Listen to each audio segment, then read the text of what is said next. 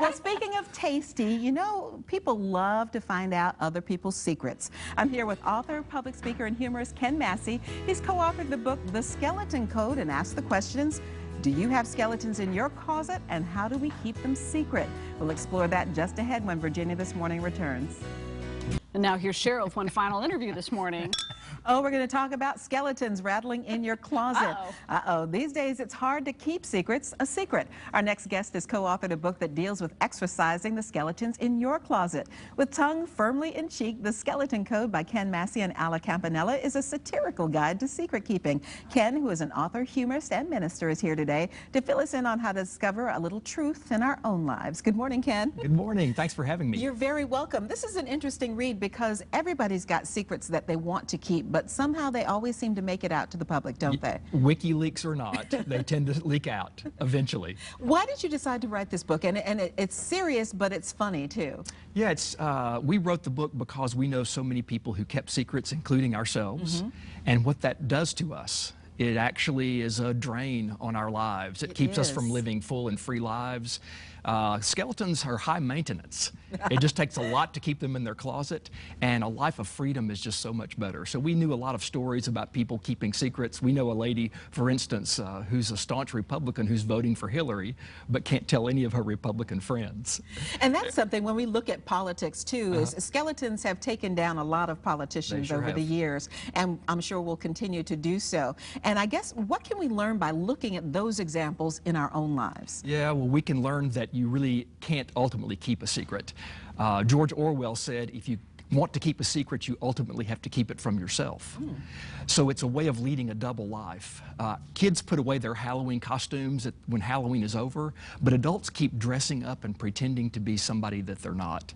And ultimately, when we have to have a public face and we have a private life, managing those two realities is terribly difficult. It's stressful. It absolutely is. In your book, you talk about something called the personal pretense plan. Yes, yes. It's the idea of dressing for success in a way, putting our best foot forward. We try to live out our idealized self, and it's really not true.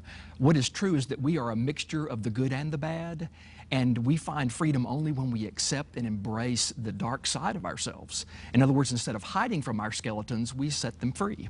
And this is the way that we're able to be free with other people. When we live a pretense, even if someone loves us, they're not really loving us. They're loving the face that we are putting forward. And so ultimately, if you want to be loved for who you are, you have to be honest about who you are. And in this way, too, we get to live our best life by being open and honest. That's right. And our best life is an honest life. It's the good and the bad. How did you get people to share their stories once the secrets came out to help move your story ahead? Yeah, people, as a minister, people trusted me with their secrets. And we changed the names, obviously, in the circumstances in the book, because we didn't want to break any confidentiality. But people just told me things that they were hiding from themselves and from other people. And I saw what it was doing with to their lives. And they wanted to be free, and it helped them to share their secrets with somebody. And I would encourage anyone to do that. Make sure you share it with the right person. Now, your co-author on this book is your wife, Alla. Right. That's right. Did you two share any secrets while writing the book? Oh, of course, of course. Yeah, that's part of marriage therapy, right? Is when you can be honest with each other. So we did a lot of that. It really is, and this is, in reading this, it's a way to kind of be introspective as well as being looking at other people's lives, because we do like through social media and entertainment shows to look into other people's closets. We do, and that's what we do in the book. We found it easier to tell other people's secrets, and we hope that people will engage the topic that way, but ultimately what we want them to do is look in a mirror and see what they're hiding in their closet and to do something about that. Now, this book is brand new, just on the shelves this week. That's right.